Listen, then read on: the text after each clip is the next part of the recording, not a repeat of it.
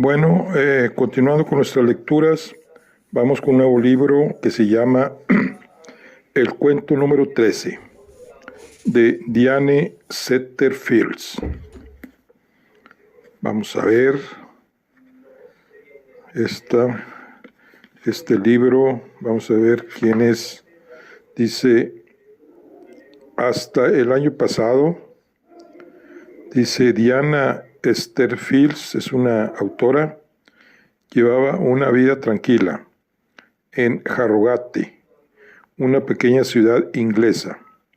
Su trabajo consistía en dar clases de literatura francesa en la universidad y su pasión era y sigue siendo la lectura. Hace 5 años empezó a redactar las primeras líneas de lo que sería el cuento número 13 y solo después de mucho trabajo se atrevió a mostrarla a un agente literario, que enseguida supo apreciar las cualidades de esta novela excepcional. Desde entonces, la vida de la autora ha cambiado, porque el éxito internacional de El cuento número 13 la obliga a viajar, aunque nunca olvida llevar siempre consigo un buen libro para leer y una libreta para ir escribiendo la que será su próxima novela. Muy bien. Dice, la opinión de la editorial. Una tarde de otoño del 2005, recibí la llamada de una colega inglesa recomendándome que leyera con cuidado una primera novela. Habla de una mujer enamorada de los libros y creo que te gustará, me comentó. Empecé a hojear el manuscrito, luego a leer con más atención y finalmente devoré las últimas páginas ya en casa de madrugada. A la mañana siguiente entré en el despacho dispuesta a convertirme en la editora española de El cuento número 13. ¿Qué tendrá ese libro que no tengan otros? Pues ni más ni menos que una trama de misterio donde todas las piezas encajan a la perfección. Unos personajes que seducen al lector desde el primer momento y un tono de escritura espléndido, insólito. Es una primera novela. Insólito en una primera novela. Bien es verdad que la obra es el fruto de 5 años que Diana Setterfields ha dedicado exclusivamente a esta obra, dejando de lado su trabajo de profesora universitaria. ¿De qué habla el libro? El cuento número 13 nos habla de Vida Winter, una vieja escritora acostumbrada a mentir, y de Margaret, una joven librera empeñada en saber la verdad y sacar a la luz los secretos de una familia marcada por el exceso y la extravagancia. Alrededor de Vida y Margaret bailan los fantasmas del pasado, los recuerdos de unas pasiones prohibidas, las cenizas de un incendio memorable y el perfil de un ser extraño que aparece y desaparece tras las cortinas de una mansión. Prefiero no añadir más porque quisiera dejar en sus manos, queridos lectores, el placer de ir descubriendo estos secretos. Solo espero que disfruten de este libro como yo lo hice, olvidándome de todo, incluso de mi oficio, y volviendo a ser una lectora enamorada. Acá en la contraportada dice, bueno, la editorial es Lumen. Dice, entre mentiras, recuerdos e imaginación se teje la vida de la señora Winter, una famosa novelista ya muy entrada en años que pide ayuda a Margaret, una mujer joven y amante de los libros, para contar por fin la historia de su misterioso pasado. Cuénteme la verdad, pide Margaret, pero la verdad duele, y solo el día en que Vida Winter muera sabremos qué secretos encerraba. El cuento número 13, una historia que nadie se había atrevido a escribir. Después de 5 años de intenso trabajo, Diana Starfields ha logrado el aplauso de los lectores y el respeto de los críticos con una primera novela que pronto se convertirá en un clásico. En cuento número 13 es un espléndido homenaje a la mejor literatura del siglo XIX, de la mujer de blanco a Rebeca, y muy especialmente Jane Eyre. Todos los elementos de la novela gótica y de misterio están ahí, y Stenfields ha sabido combinarlos con maestría. El Independiente. El cuento número 13 es un libro que nos devuelve el amor por la lectura. El espectador. Bueno, vamos a ver. Dice, el cuento número 13 de Diana Starfields se terminó de imprimir en mayo del 2007 en litográfica Ingramex SACB en México DF. Bueno, esto es de México DF. Aquí viene el índice.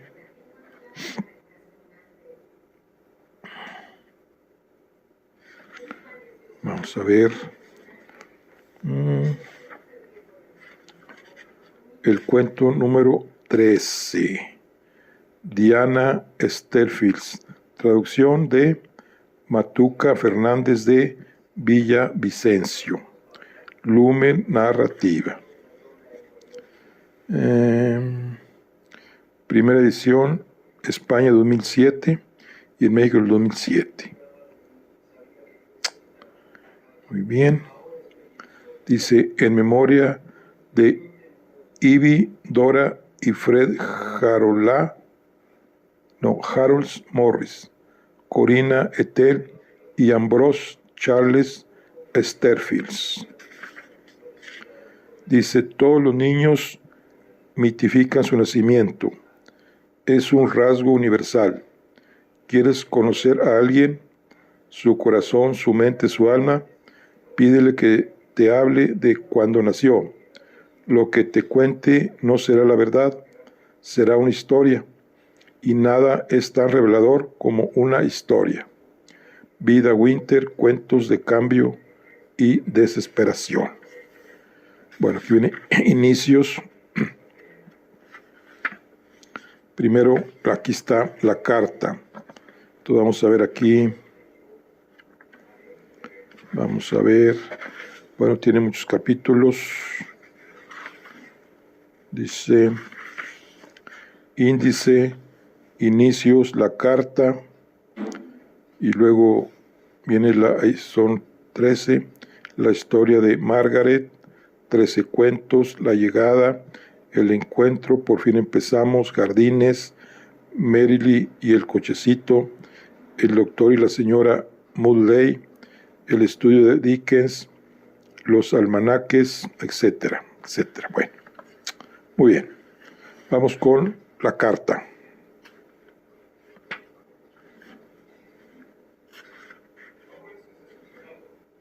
La carta no viene numerado, pero pues puede ser capítulo 1, la carta. Dice, era noviembre. Aunque todavía no era tarde, el cielo estaba oscuro cuando doblé por Londres Passage. Papá había terminado el trabajo del día, apagado la luz de la tienda y cerrado los postijos. No obstante, para que yo no entrara en casa a oscuras, había dejado encendida la luz de la escalera, que subía hasta el piso. A través del cristal de la puerta, un rectángulo blanquecino de luz se proyectaba sobre la acera húmeda, y fue mientras me hallaba en ese rectángulo, a punto de dar vuelta la llave en la cerradura, cuando vi la carta. Otro rectángulo blanco, justo en el quinto peldaño, empezando por abajo, donde no pudiera pasarme inadvertida. Cerré la puerta y dejé la llave de la tienda en lugar acostumbrado, detrás de los principios avanzados de geometría, de Bailey. Pobre Bailey. Nadie se ha interesado por su libro gordo y gris en 30 años. A veces me pregunto qué piensa de su papel de custodio de las llaves de la librería. Dudo mucho que sea el destino que tenía pensado para la obra maestra que tardó 20 años en escribir. Una carta para mí. Todo un acontecimiento. La dirección del sobre, de esquinas crujientes, hinchado por los gruesos pliegues de su contenido, estaba escrita con una letra que seguramente había dado algún quebradero de cabeza al cartero. Si bien el estilo de la caligrafía era desusado, con las mayúsculas excesivamente adornadas y recargadas florituras.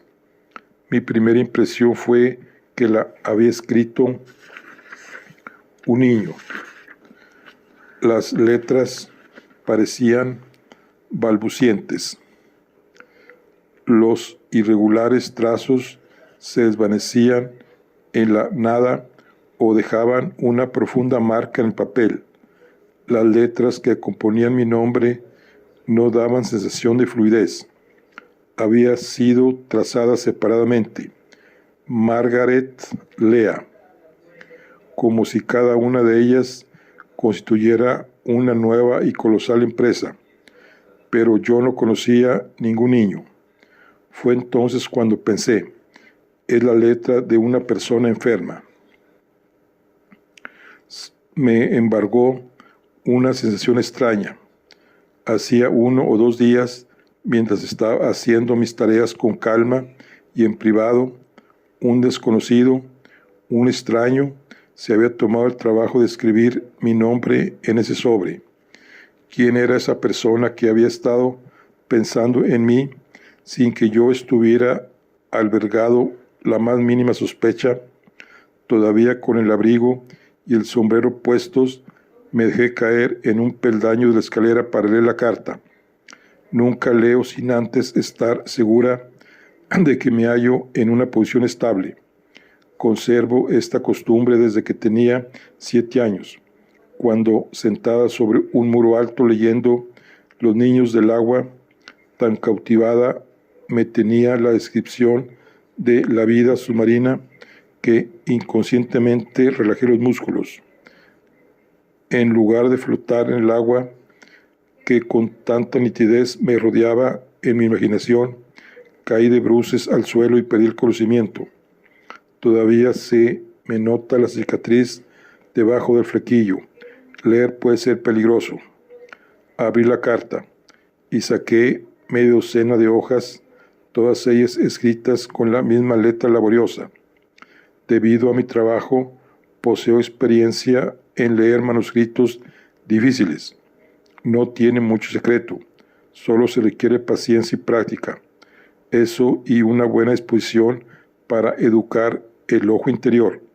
Cuando lees un manuscrito dañado por el agua, el fuego, la luz o sencillamente el paso de los años, la mirada necesita estudiar no solo la forma de las letras, sino también otras marcas. La velocidad de la pluma, la presión de la mano sobre el papel, pausas e intensidad en el ritmo.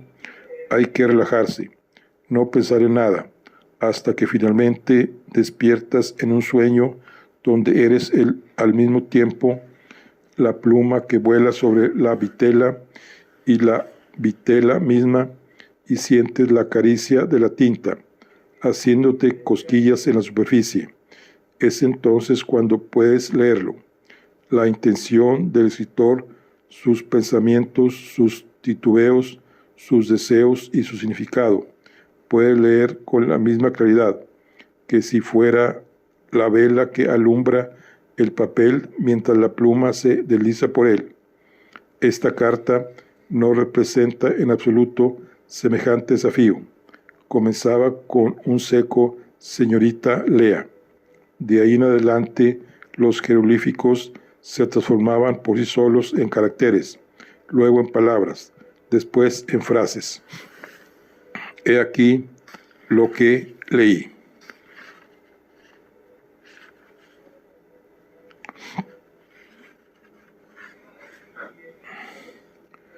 En una ocasión concedí una entrevista al Banbury Herald. Debería ponerme a buscarla un día de estos.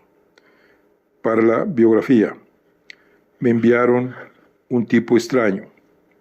En realidad, solo un muchacho, alto como un hombre, pero con mofletes de adolescente, incómodo dentro de su traje nuevo, que era marrón y feo, pensado para un hombre mucho mayor.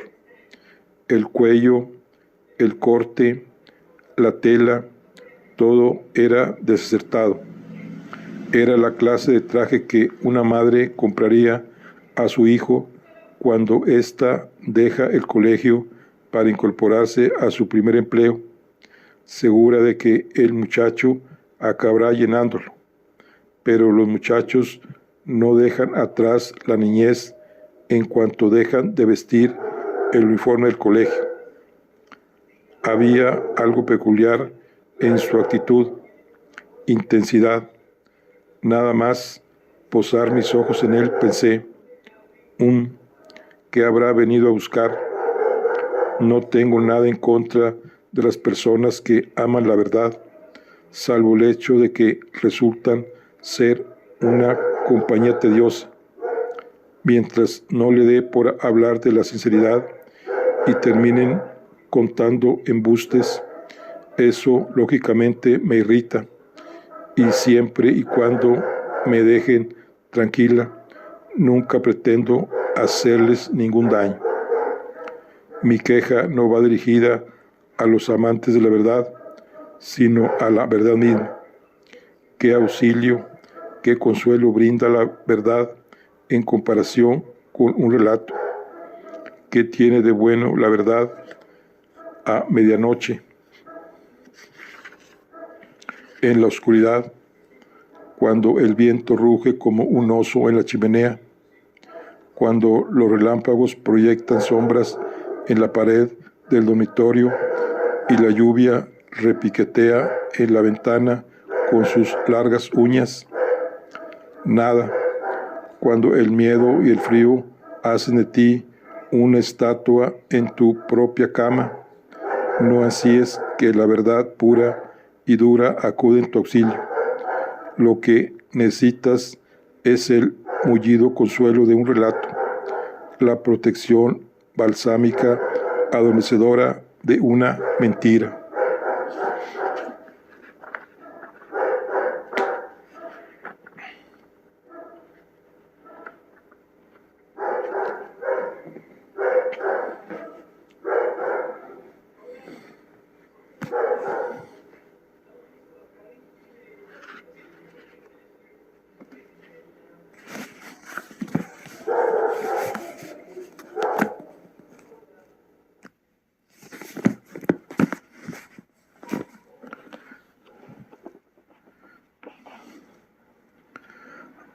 Hay escritores que detestan las entrevistas, se indignan, las mismas preguntas de siempre, se quejan. ¿Y qué esperan? Los periodistas son meros gacetilleros. Nosotros, los escritores, escribimos de verdad. El hecho de que ellos hagan siempre las mismas preguntas no significa que tengamos que darles siempre las mismas respuestas. O sí, bien mirado, nos ganamos la vida inventando historias. Así que concedo docenas de entrevistas al año, centenares en el transcurso de una vida, pues nunca he creído que el talento deba mantenerse guardado bajo llave, fuera de la vista, para que prospere. Mi talento no es tan frágil como para encogerse frente a los sucios dedos de los reporteros. Durante los primeros años hacían cualquier cosa para sorprenderme. Indagaban, se presentaban con un retazo de verdad, escondido en el bolsillo.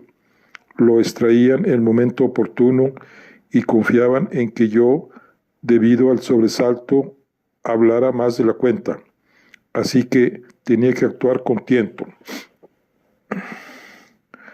Conducirles poco a poco en la dirección que yo quería utilizar mi cebo para arrancarlos suave, imperceptiblemente hacia una historia más bella que aquella en la que tenían puesto el ojo, una maniobra delicada. Sus ojos empezaban a brillar y disminuía la fuerza con que sujetaban el pedazo de papel hasta que les resbalaba de las manos y quedaba ahí tirado y abandonado, en el borde del camino. Nunca fallaba. Sin duda, una buena historia deslumbra mucho más que un pedazo de verdad.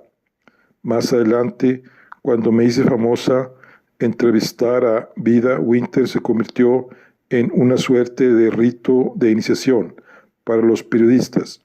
Como ya sabían más o menos qué podían esperar, les habría decepcionado marcharse sin una historia. Un recorrido rápido por las preguntas de rigor. ¿Cuál es su fuente de inspiración? ¿Basa sus personajes en gente real?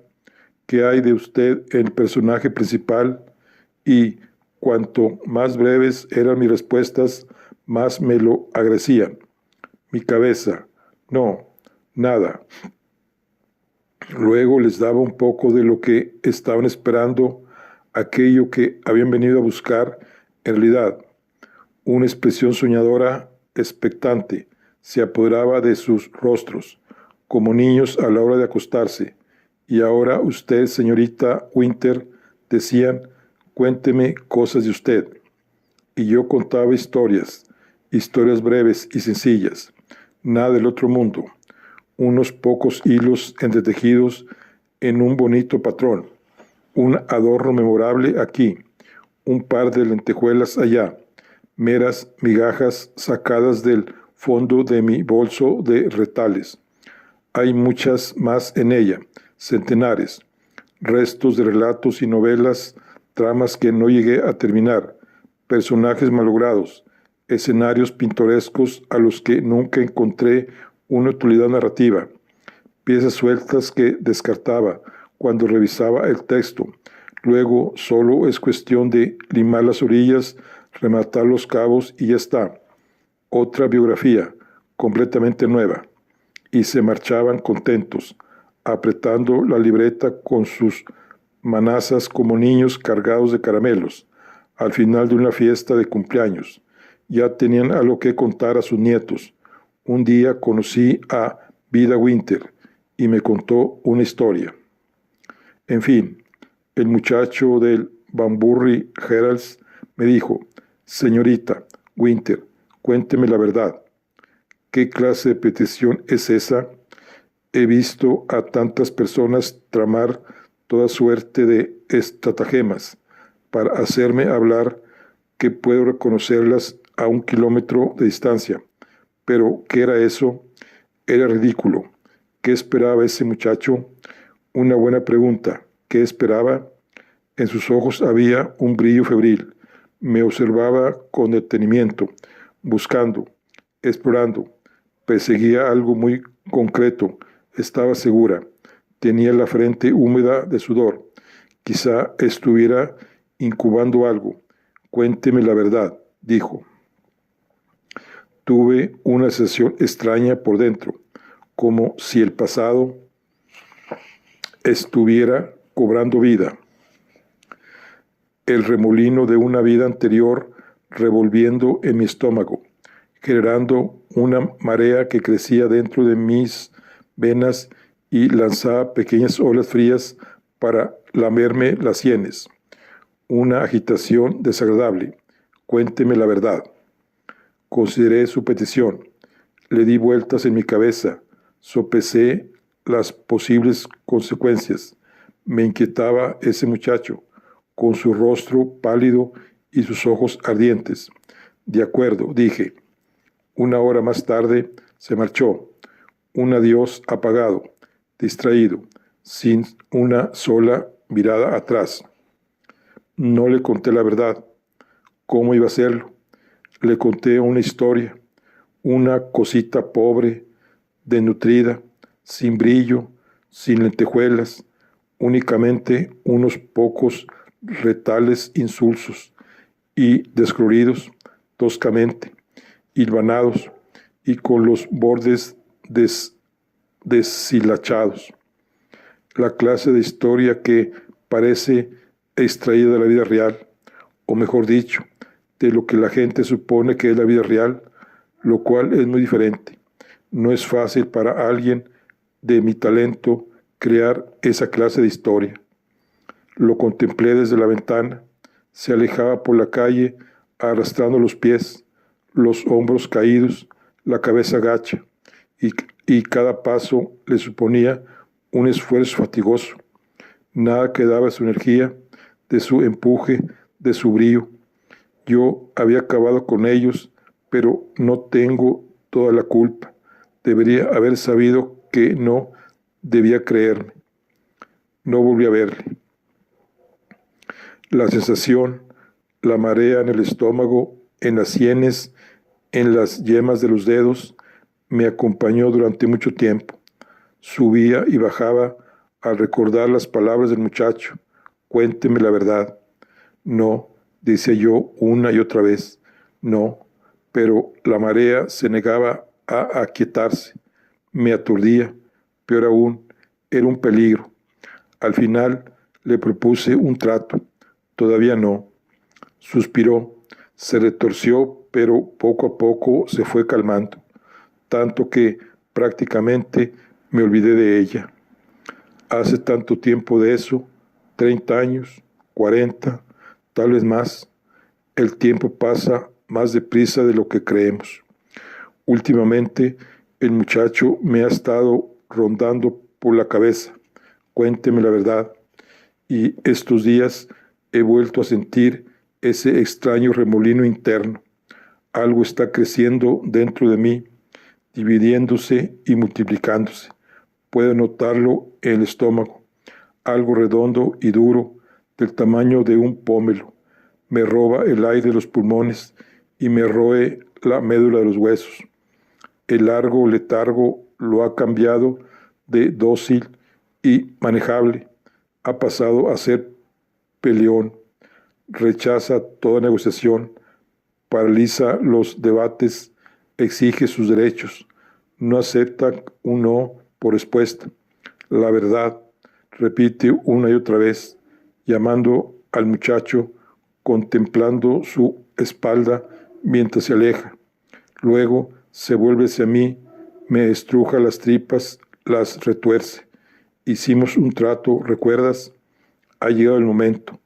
Venga el lunes, enviaré un coche a la estación de Harrogats para que la recoja del tren que llega a las 4:30. Vida Winter. ¿Cuánto tiempo permanecí sentada en la escalera después de leer la carta? No lo sé, porque estaba hechizada. Las palabras tienen algo especial. En manos expertas, manipuladas con destreza, nos convierten en sus prisioneros. Se enredan en nuestros brazos como tela de araña, y en cuanto estamos tan embelesados que no podemos movernos, nos perforan la piel, se infiltran en la sangre, adormecen el pensamiento, y ya dentro de nosotros ejercen su magia. Cuando transcurrido un buen rato, finalmente desperté.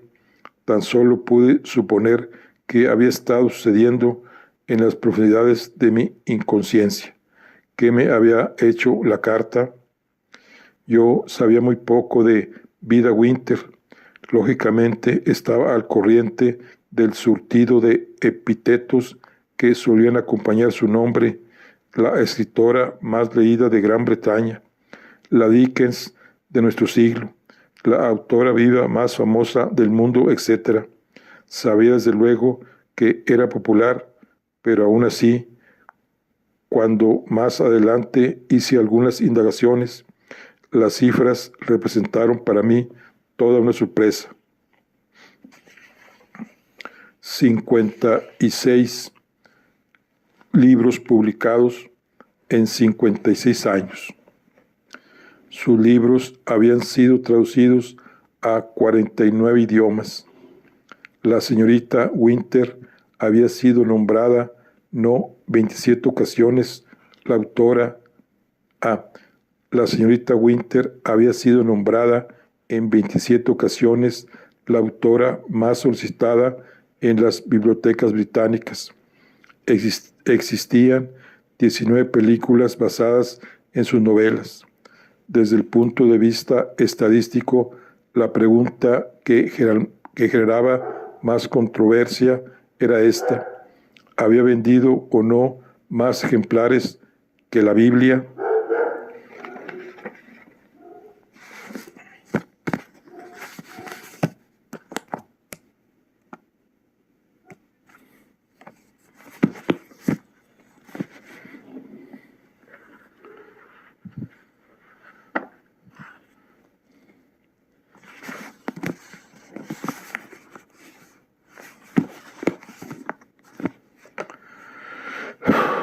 La dificultad no radicaba tanto en calcular los libros que había vendido la señora Winter, una cifra millonaria, siempre variable, sino en obtener cifras fidedignas con respecto a la Biblia, independientemente de las creencias de cada cual en la palabra de Dios. Los datos relativos a sus ventas eran muy poco fiables. El número que más me había interesado mientras continuaba sentada en la escalera era el 22. Era el número de biógrafos que, bien por falta de información o de ánimo, bien por estímulos u amenazas procedentes de la propia señorita Winter, había arrojado la toalla en su intento de descubrir la verdad sobre ella. Pero aquella tarde yo no sabía nada de eso. Solo conocía una cifra que parecía pertinente.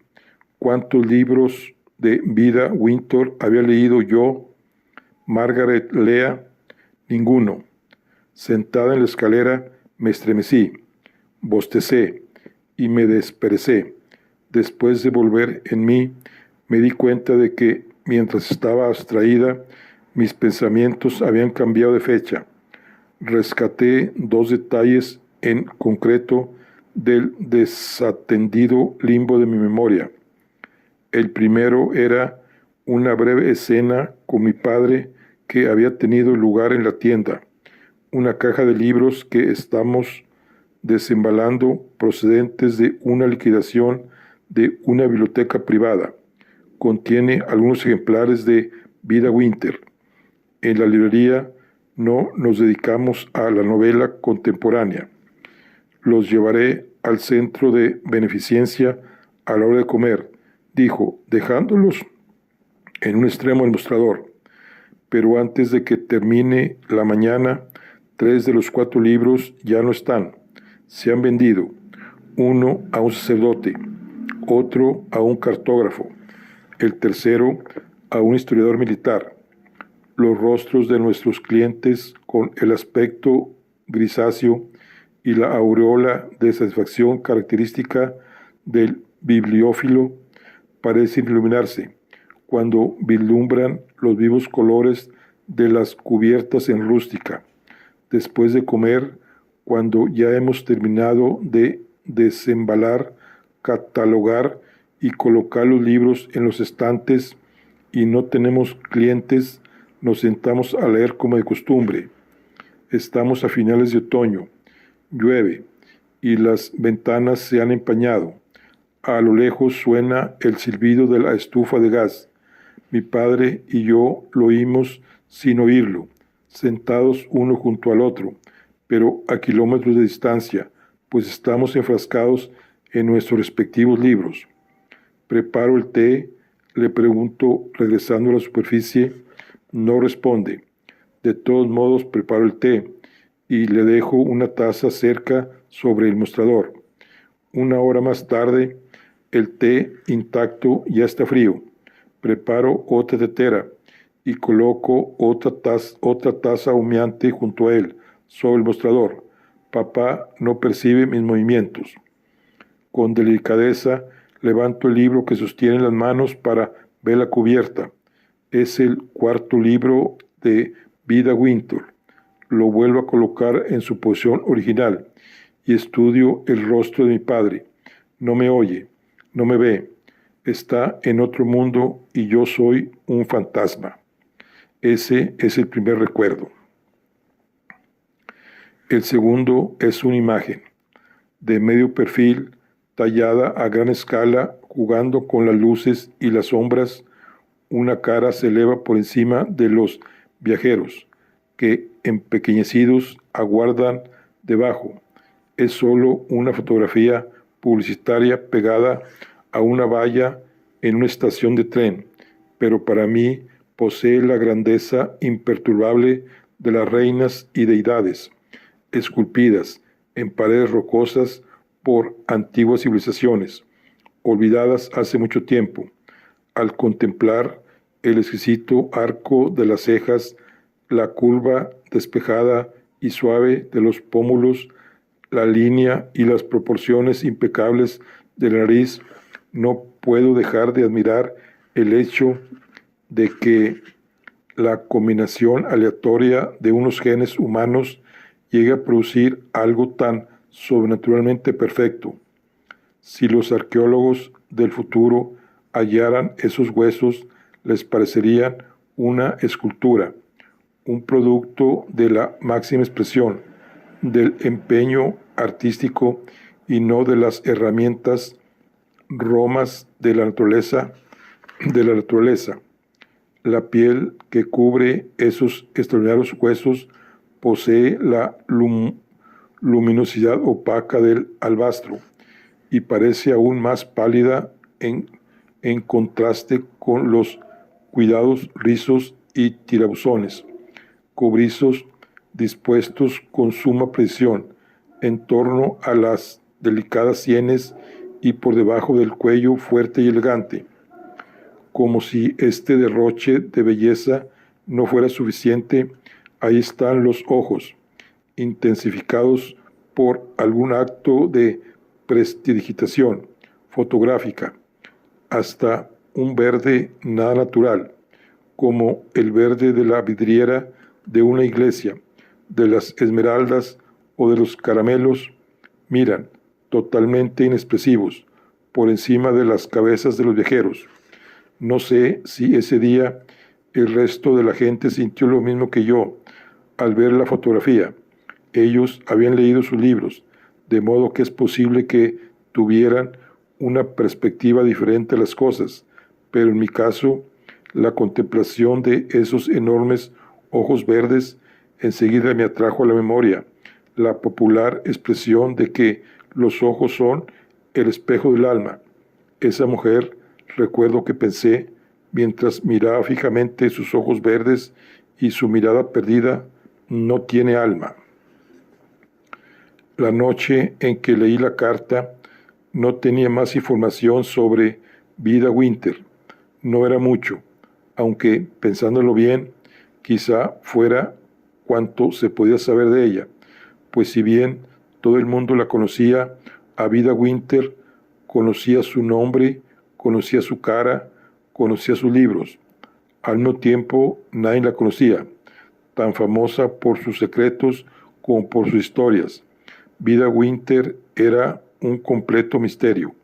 Ahora, si debía dar crédito a lo que decía la carta, Vida Winter quería contar la verdad sobre sí misma, y eso ya era de por sí curioso. Más curioso fue la pregunta que me hice de inmediato: ¿por qué quería contármela a mí? Bueno, aquí concluimos la charla del día de hoy. Estamos con la novela de El cuento número 13 de Diana Sterfield. Nos vemos en la siguiente. Hasta luego.